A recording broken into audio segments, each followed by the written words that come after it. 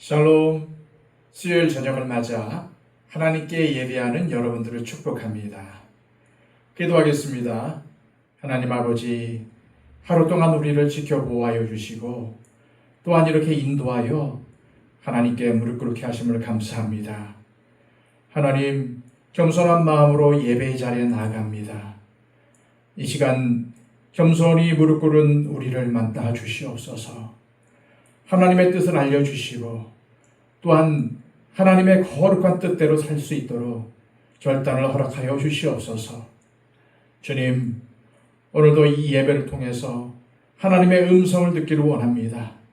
하나님의 만져주심을 원합니다. 인생에 지치고 시달린 우리의 심령과 우리의 육신을 만져주시고 치유하여 주시옵소서. 이 예배의 시종을 주님께 맡겨드리며 예수 그리스도의 이름으로 기도하옵나이다. 아멘. 다 함께 찬송가 312장 찬양 드립니다.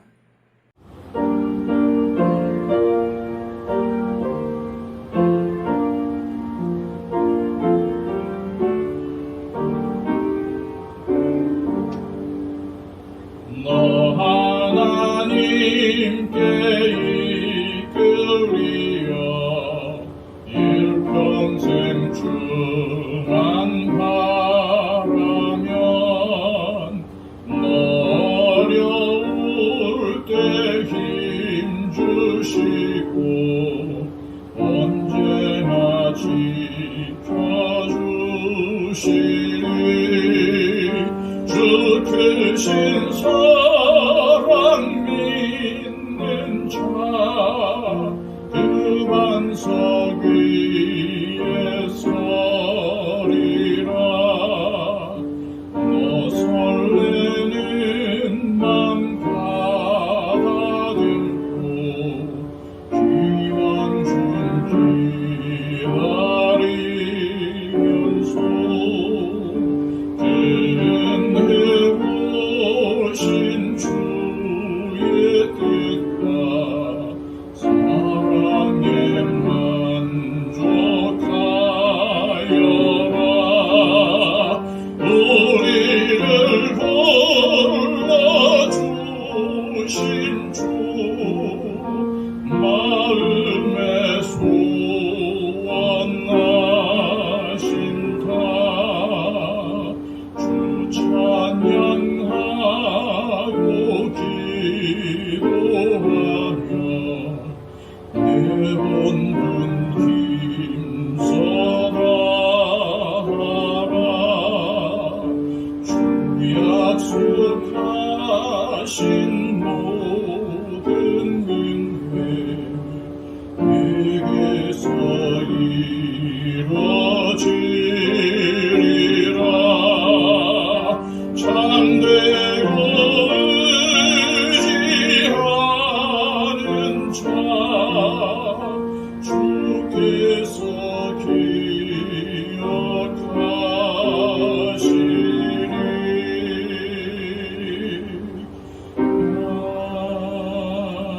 아멘. 찬송 하나 더 부릅니다. 찬송가 419장입니다.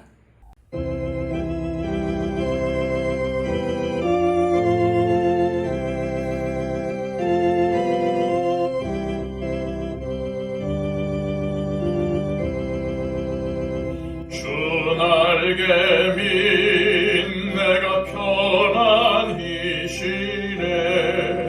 반기고 비바람 불어쳐도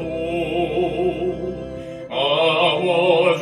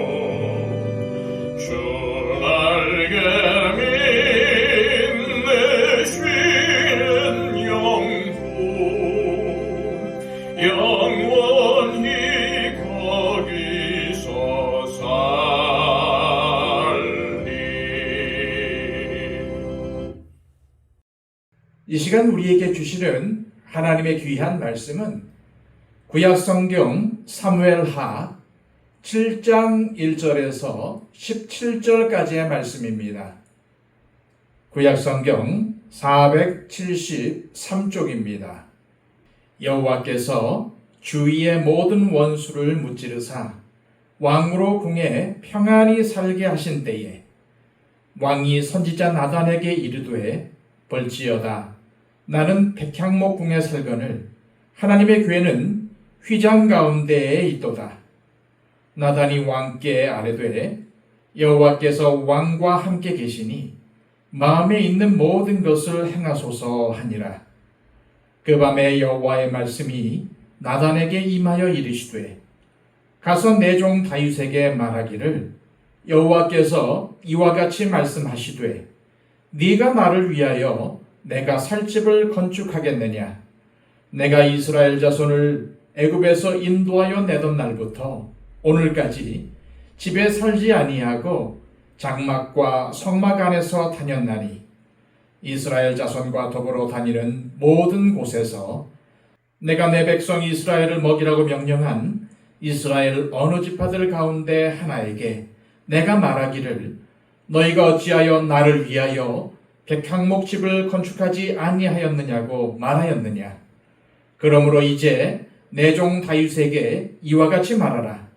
만군의 여호와께서 이와 같이 말씀하시기를 내가 너를 목장 곧 양을 따르는 데에서 데려다가 내 백성 이스라엘의 주권자로 삼고 네가 가는 모든 곳에서 내가 너와 함께 있어 내 모든 원수를 네 앞에서 멸하였은즉 땅에서 위대한 자들의 이름같이 네 이름을 위대하게 만들어 주리라. 내가 또 내 백성 이스라엘을 위하여 한 곳을 정하여 그를 심고 그를 거주하게 하고 다시 옮기지 못하게 하며 악한 종류로 전과 같이 그들을 해하지 못하게 하여 전에 내가 사사에게 명령하여 내 백성 이스라엘을 다스리던 때와 같이 아니하게 하고 너를 모든 원수에게서 벗어나 편히 쉬게 하리라. 여호와가 또 네게 이르노니 여호와가 너를 위하여 집을 짓고 네 수완이 차서 네 조상들과 함께 누울 때에 내가 네 몸에서 날 네 씨를 네 뒤에 세워 그의 나라를 견고하게 하리라. 그는 내 이름을 위하여 집을 건축할 것이요 나는 그의 나라 왕위를 영원히 견고하게 하리라. 나는 그에게 아버지가 되고 그는 내게 아들이 되리니 그가 만일 죄를 범하면 내가 사람의 매와 인생의 채찍으로 징계하려니와 내가 네 앞에서 물러나게 한 사울에게서 내 은총을 빼앗은 것처럼 그에게서 빼앗지는 아니하리라. 네 집과 네 나라가 내 앞에서 영원히 보존되고 네 왕위가 영원히 견고하리라 하셨다 하라. 나단이 이 모든 말씀들과 이 모든 계시대로 다윗에게 말하니라. 아멘. 사무엘하 7장은 사무엘서 전체에서 가장 핵심적인 부분이라고 할 수 있을 뿐만 아니라 구약에서 가장 중요한 본문이라고 여겨집니다. 왜냐하면 오늘 본문의 내용이 바로 하나님께서 다윗에게 주신 언약, 즉 다윗 언약인데 이 언약은 하나님께서 아브라함에게 주신 언약이나 시내산에서 모세를 통해 이스라엘에게 주신 언약과 연결될 뿐만 아니라 하나님께서 예수님을 통하여 영원한 생명을 약속하신 새 언약과도 연결되기 때문입니다. 하나님께서 이스라엘의 모든 대적들을 물리쳐 주시니까 나라가 평안하게 되었습니다. 그런데 사람들 대부분이 평안하고 여유가 생기면은 이상하게도 다른 방향이 아니라 잘못된 방향으로 나아갑니다. 우리도 잘 알고 있듯이 땅을 가꾸지 않으면 저절로 아름다운 정원이 되는 법이 없습니다. 그냥 잡초밭이 됩니다. 그런데 사람의 마음도 이와 똑같습니다. 평안하게 가만히 놓아두면은 좋아지는 게 아니라 오히려 나쁘게 됩니다. 그렇게 우리의 마음밭이 잡초밭이 되지 않기 위해서 애쓰는 것이 바로 하나님을 예배하고 교회에서 서로 사랑의 교제를 나누고 매일 스스로 성경을 읽고 묵상하고 기도하는 것입니다. 이러한 믿음의 행동이 내 마음을 아름다운 정원이 되도록 가꾸는 노력인 것입니다. 그러므로 우리 믿음의 사람들은 삶이 힘들 때가 아니라 잘 풀리고 평안하고 여유로울 때 조심해야 합니다. 내가 원하던 바를 이루었을 때 우리가 어떻게 하느냐가 매우 중요합니다. 그때 오히려 위기의식을 가지며 하나님이 내게 이러한 평안함과 풍성함을 주신 것은 나만 잘 먹고 잘 살라고 하신 게 아니다. 여기에는 반드시 이유가 있다라며 주변을 돌아보고 하나님께서 나에게 주신 것들을 나누고 또 다른 사람들을 섬기고 돕는 일에 동참해야 합니다. 하나님은 우리에게 이것을 원하시고 또 우리가 그러한 삶을 살 때에 기뻐하시며 더 큰 것을 맡기시는 것입니다. 이것을 너무나도 잘 아는 다윗은 자신의 평안함과 여유를 하나님의 성전을 건축하는 일에 사용하려고 마음먹습니다. 2절입니다.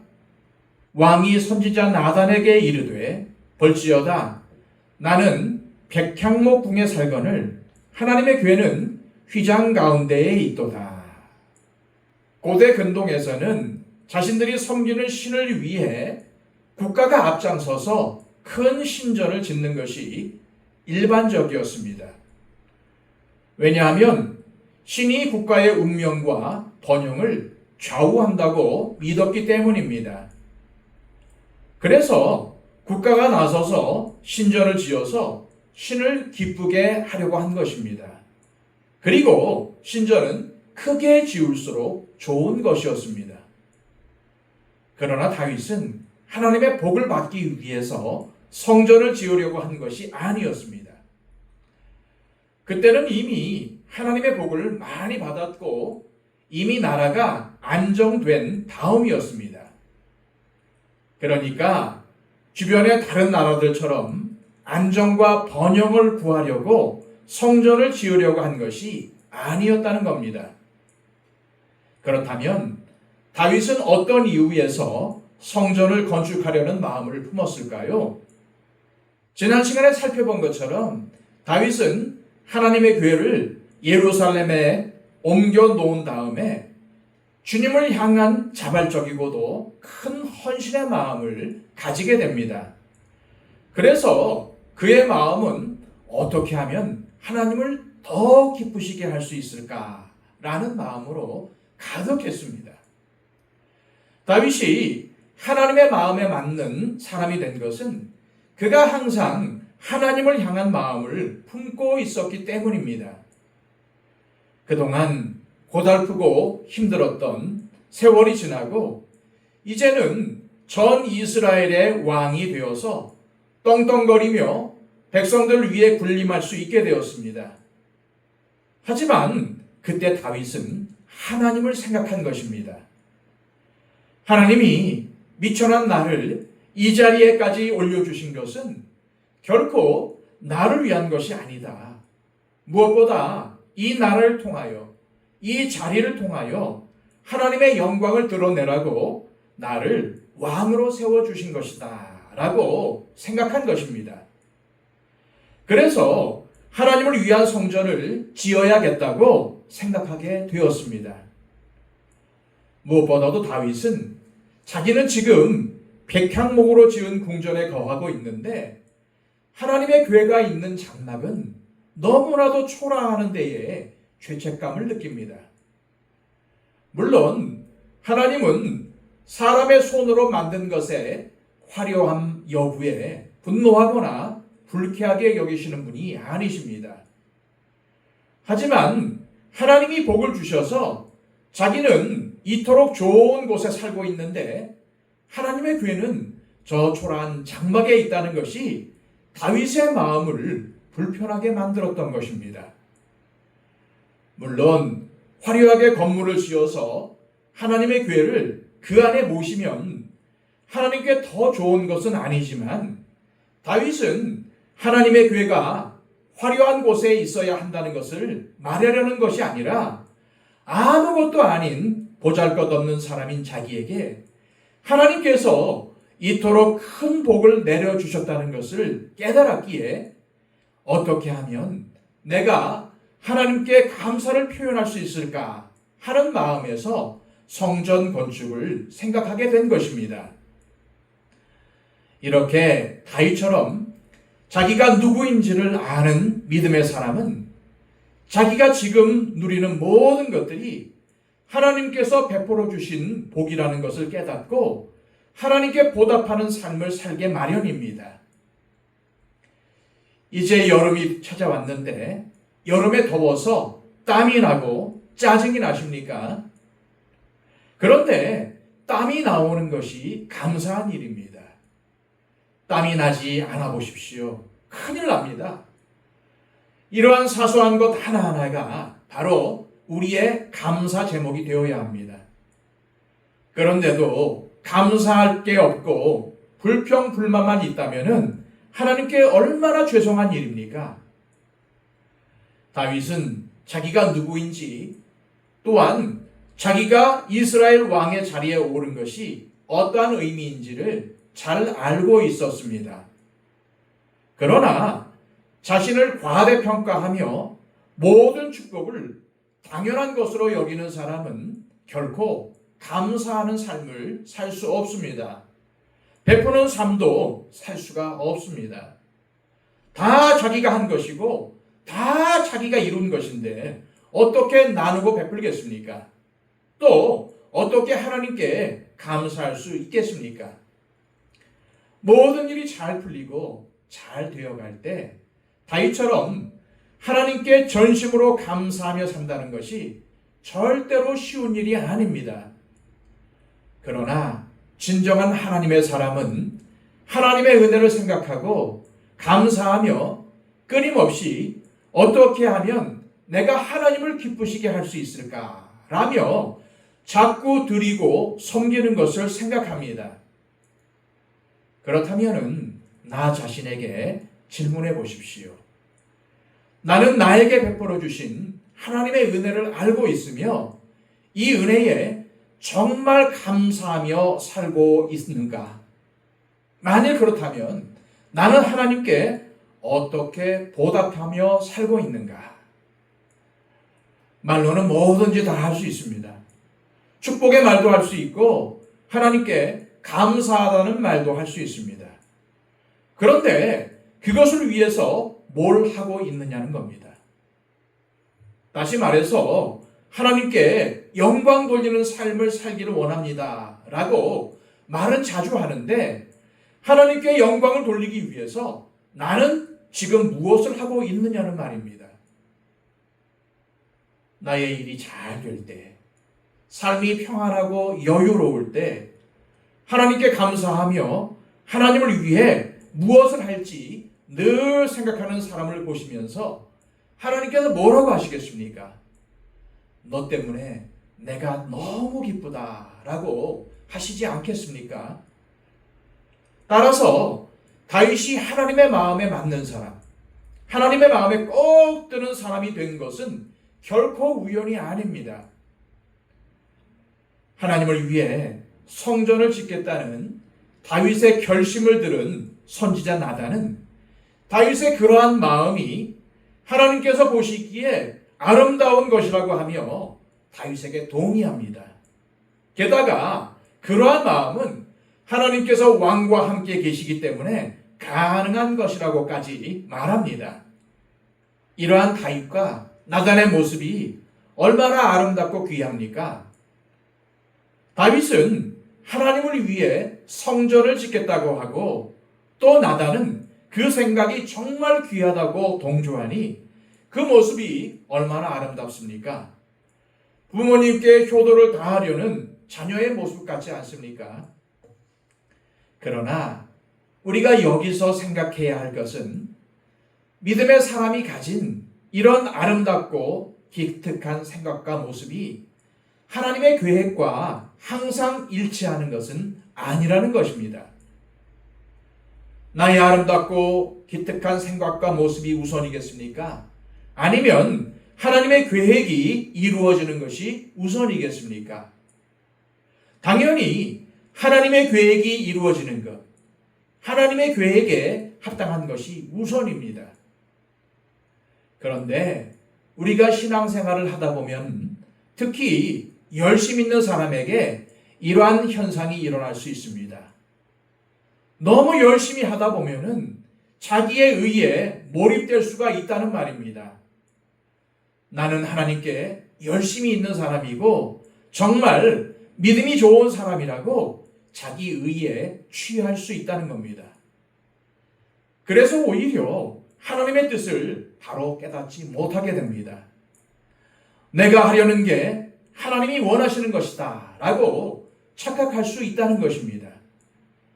그래서 자기가 원하는 일을 하나님께서 원하는 일이라고 주장할 수가 있다는 것입니다. 지금 다윗의 생각은 참 귀한 것입니다. 하나님의 교회는 저렇게 초라한 장막에 있고 나는 이렇게 좋은 궁전에 살고 있으니 하나님을 위해서 성전을 짓겠다 하는 것이 얼마나 아름다운 생각입니까? 그러나 문제는 다윗이 그것에 대해서 하나님께 여쭈어 본 적이 없다는 것입니다. 다시 말해서 하나님께서 성전을 지으라고 하신 게 아닙니다. 다윗 자신의 의와 열심으로 그러한 생각을 한 것입니다. 우리가 신앙생활을 열심히 할수록 더욱 이런 것에 조심해야 합니다.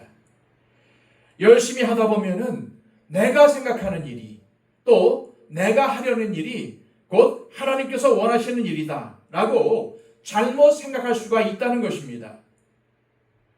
그래서 우리는 무슨 일이든지 항상 하나님께 먼저 여쭤보고 해야 합니다. 내 생각에 좋아서 하는 것과 하나님께서 하라고 하셔서 하는 것은 분명히 다릅니다. 그래서 하나님은 나단을 통해서 다윗이 성전을 짓는 것은 하나님께서 원하시는 일이 아니라는 것을 전하게 하십니다. 6절, 7절입니다. 내가 이스라엘 자손을 애굽에서 인도하여 내던 날부터 오늘까지 집에 살지 아니하고 장막과 성막 안에서 다녔나니 이스라엘 자손과 더불어 다니는 모든 곳에서 내가 내 백성 이스라엘을 먹이라고 명령한 이스라엘 어느 지파들 가운데 하나에게 내가 말하기를 너희가 어찌하여 나를 위하여 백향목 집을 건축하지 아니하였느냐고 말하였느냐. 오늘 본문에는 나오지 않지만 같은 사건을 기록한 역대상 22장에 보면은 하나님은 다윗이 수많은 전쟁으로 피를 많이 흘렸기 때문에 하나님의 이름을 위한 성전을 건축하는데 적합하지 않다고 말씀하십니다. 그런데 이것은 단순히 다윗이 전쟁을 많이 해서 피를 많이 흘렸기 때문에 성전 건축을 하지 못한다는 의미가 아닙니다. 다윗은 지금까지 전쟁을 많이 해왔고 지금도 전쟁을 하고 있으며 앞으로도 전쟁을 해야 합니다. 다윗 때는 전쟁이 그치지 않았습니다. 물론 나중에는 평화를 누리기는 했지만 압살롬의 반역이라든지 여러 가지 사건 사고들이 많았습니다. 그렇기 때문에 지금은 성전을 건축할 때가 아니라는 것입니다. 너의 때는 성전을 지을 때가 아니다. 네가 할 일은 이스라엘을 위해 싸워서 영토를 확장하고 평화를 이루는 것이다. 그것이 너의 사명이다 라고 하시는 것입니다. 그리고 평화의 왕인 네 아들 솔로몬이 지을 것이다 라고 하십니다. 솔로몬이라는 이름 자체가 평화라는 뜻입니다. 이를 통해 하나님은 참된 성전은 사람의 손으로 지은 성전이 아닌 평화의 왕으로 오실 예수님에 의해 완성될 것임을 미리 보여주신 것입니다. 이처럼 우리가 하나님께서 원하시는 일을 할 때도 때를 잘 분별해야 합니다. 그래서 우리가 깨어 늘 기도해야 하는 것입니다. 우리가 기도할 때 하나님의 뜻을 잘 알 수 있고 하나님의 인도하심을 받을 수가 있기 때문입니다. 다윗 때까지 하나님의 임재를 상징하는 하나님의 궤가 있었던 것은 장막, 곧 성막이었습니다. 모세가 이스라엘 백성들을 애굽에서 이끌고 출애굽을 한 이후에 광야에서 하나님의 궤를 모셔둘 성막을 만들었습니다. 그 이후로 다윗 시대까지 긴 세월 동안 하나님의 궤는 성막에 있었습니다. 사실 하나님은 한 번도 이스라엘 백성들에게 성전 건축을 하라고 요구하신 적이 없으셨습니다. 이 땅에 지어진 성전은 상징적이기 때문이었습니다. 하나님은 성전에만 머물러 계신 분이 아니십니다. 어디나 계십니다. 또한 하나님의 백성들과 함께 하시는 분이십니다. 사실 최초의 성전 역할을 한 성막은 지성소와 성소로 이루어진 작은 천막에 불과했습니다. 크고 광대하신 하나님께서 그 작은 성막을 통해 함께 해주시겠다고 하시면서 인간들이 이해할 수 없는 모습으로 나타나 주셨습니다. 이후에 솔로몬의 성전으로 이어진 것입니다. 그리고 이스라엘 백성들은 성전을 통해서 하나님을 더 사랑하며 하나님께 대한 믿음을 굳게 할 수 있었던 것입니다. 그러나 하나님은 결코 성전 안에 가두어지는 분이 아니라는 것입니다. 성전은 그저 하나님이 임재하셔서 우리의 기도를 들어주시는 상징으로서의 건물인 것이지 하나님께서 그 안에 사시는 것이 아닙니다. 그런데 이스라엘은 당시 주변 민족들과 똑같은 생각을 하고 있었습니다. 주변 민족들은 신전을 지어놓고 자기 신들의 우상을 만들어서 그 안에 넣어놓고는 거기 가서 빌었습니다. 자기 소원을 빌면서 제사를 드렸습니다. 이것이 바로 우상숭배인데 우상숭배의 특징은 어디 한 군데에 신을 모셔놓고 평소에는 자기 마음대로 살다가 자기가 뭔가 필요한 것이 있으면 신전으로 가서 신전 안에 있는 신에게 자신이 원하는 바를 바라는 것입니다. 그게 바로 우상숭배입니다. 우리도 잘못하면 우상숭배의 신앙이 될 수가 있습니다. 하나님이 교회에만 계십니까? 그런데 하나님이 성전, 즉 예배당에만 계신다고 생각하며 주일날 예배당에 가서 하나님을 찬양하고 예배하고 기도하고 말씀 듣고 은혜 받고는 나머지 6일 동안 하나님과 전혀 관계없이 내 마음대로 사는 것이 바로 우상숭배입니다. 하나님은 예배당에만 계시고 내 삶 속에는 안 계신다고 여기며 사는 게 우상숭배가 아닙니까? 우리는 성전의 의미를 바로 알 필요가 있습니다. 예수님은 요한복음에서 이 성전을 허물면 내가 사흘 만에 세우겠다라고 하셨는데 성전은 바로 예수님 자신의 몸을 가리키는 것이었습니다. 하나님께서 예수님을 통해서 이 땅에 오셨음을 의미하는 것입니다. 또한 바울 사도는 우리 믿는 사람들을 가리켜 하나님의 성전이라고 했습니다. 예수님을 믿는 사람들 안에는 하나님의 영이신 성령님께서 계시기 때문에 우리 그리스도인이 바로 성령님을 모신 성전이라는 의미입니다. 그러므로 우리는 어디를 가든지 그곳이 성전입니다. 왜냐하면 하나님께서 우리와 함께 계시기 때문에 그런 것입니다. 그런데 여기서 끝난 게 아닙니다. 우리는 요한계시록에 약속된 하나님의 성전이 완성될 그날을 기다리며 살고 있습니다. 하나님께서 이 세상을 심판하시고는 새 하늘과 새 땅을 창조하실 것이고 하나님의 새 성전이 하늘로부터 이 땅에 임하게 됩니다. 그것은 하나님과 예수 그리스도께서 왕이 되셔서 그의 백성들과 함께 영원토록 통치하시는 나라입니다. 바로 이것이 하나님의 진짜 성전입니다. 이처럼 하나님은 창세기부터 요한계시록에 이르기까지 하나님 자신이 하나님의 백성들과 함께 하신다는 사실을 성전의 모델을 통해서 계속해서 보여주신 것입니다. 다시 말씀드리지만 하나님은 눈에 보이는 건물에 계시는 분이 아니십니다.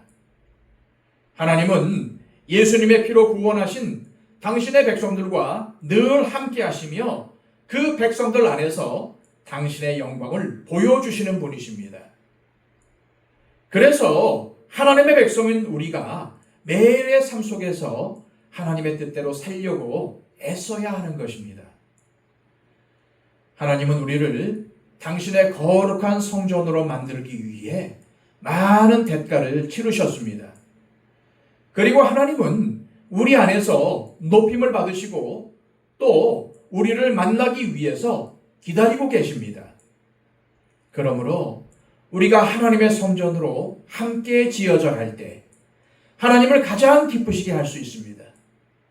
그래서 우리는 하나님을 사랑하는 동시에 또 이웃을 사랑하며 서로를 사랑하며 살아야 하는 것입니다.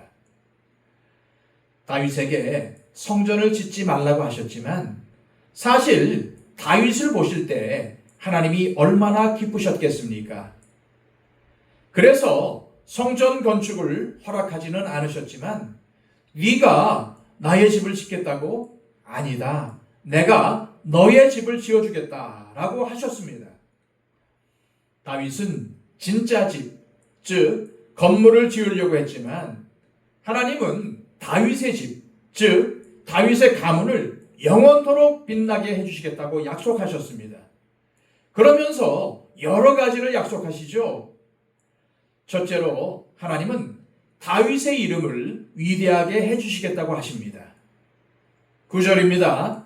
네가 가는 모든 곳에서 내가 너와 함께 있어 네 모든 원수를 내 앞에서 멸하였은즉 땅에서 위대한 자들의 이름같이 네 이름을 위대하게 만들어주리라. 실제로 다윗의 이름이 얼마나 위대해졌습니까? 지금 이스라엘의 국기를 보시면 별이 하나 그려져 있는데 그 별의 이름이 무엇인지 아십니까? 바로 다윗의 별입니다. 다윗이 이스라엘의 중심이라는 말입니다. 지금까지도 가장 위대한 왕, 가장 이상적인 왕으로 꼽히는 사람이 바로 다윗입니다. 둘째로 하나님은 이스라엘을 위해 한 곳을 정하여 심겠다고 하십니다. 10절입니다. 내가 또 내 백성 이스라엘을 위하여 한 곳을 정하여 그를 심고 그를 거주하게 하고 다시 옮기지 못하게 하며 악한 종류로 전과 같이 그들을 해하지 못하게 하여. 여기서 한 곳은 예루살렘이 분명합니다. 다윗이 예루살렘에 하나님의 궤도 옮겨놓고 나중에 솔로몬이 성전도 지을 텐데 하나님의 백성들이 와서 하나님을 예배하는 곳이 바로 예루살렘이라는 것입니다. 이제 방황과 환란의 시대는 지나갔으며 평안을 주시겠다는 말씀입니다. 놀랍게도 실제로 다윗이 통치하던 기간에는 고대 근동의 정세가 매우 조용했습니다. 이스라엘을 중심으로 서쪽에는 강대국 애굽이 있습니다. 또 동쪽에는 메소포타미아가 있습니다. 따라서 이스라엘은 애굽과 메소포타미아 사이에 끼어서 계속 영향을 받을 수밖에 없었는데 다윗 때는 두 쪽이 다 조용했습니다. 애굽은 제26 왕조가 쇠퇴해 가고 있었고 메소포타미아에는 아수르가 아직 제국으로 발전하지 못한 상태였습니다. 그런 상황이었기에 다윗 시대와 솔로몬의 시대에는 이스라엘이 평안을 누릴 수가 있었던 것입니다. 세상의 눈으로 보면은 이것이 우연으로 보입니다. 하지만 믿음의 눈으로 보면은 바로 이런 것이 하나님께서 하시는 일이고 하나님께서 주시는 복입니다. 셋째로 하나님은 모든 원수에게서 벗어나 편히 쉬게 해주시겠다고 하십니다.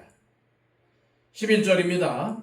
전에 내가 사사에게 명령하여 내 백성 이스라엘을 다스리던 때와 같지 아니하게 하고 너를 모든 원수에게서 벗어나 편히 쉬게 하리라. 여호와가 또 네게 이르노니 여호와가 너를 위하여 집을 짓고. 넷째로 다윗의 죽음 이후 그 씨를 세우시겠다고 하십니다. 12절입니다. 네 수완이 차서 네 조상들과 함께 누울 때에 내가 네 몸에서 날 네 씨를 네 뒤에 세워 그의 나라를 견고하게 하리라. 당장은 이것이 솔로몬을 의미하고 계속해서 그의 후손들, 특히 그의 후손으로 오시는 그리스도를 가리키는 표현입니다. 다섯째로 다윗의 후손이 하나님의 집을 건축할 것이라고 하십니다. 13절입니다. 그는 내 이름을 위하여 집을 건축할 것이요 나는 그의 나라 왕위를 영원히 견고하게 하리라.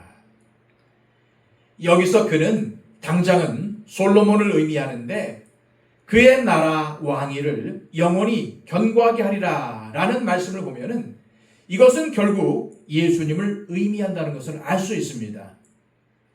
여섯째, 하나님은 다윗과의 관계를 아버지와 아들의 관계로 묘사하십니다. 14, 15절입니다. 나는 그에게 아버지가 되고 그는 내게 아들이 되리니 그가 만일 죄를 범하면 내가 사람의 매와 인생의 채찍으로 징계하려니와 내가 네 앞에서 물러나게 한 사울에게서 내 은총을 빼앗은 것처럼 그에게서 빼앗지는 아니하리라.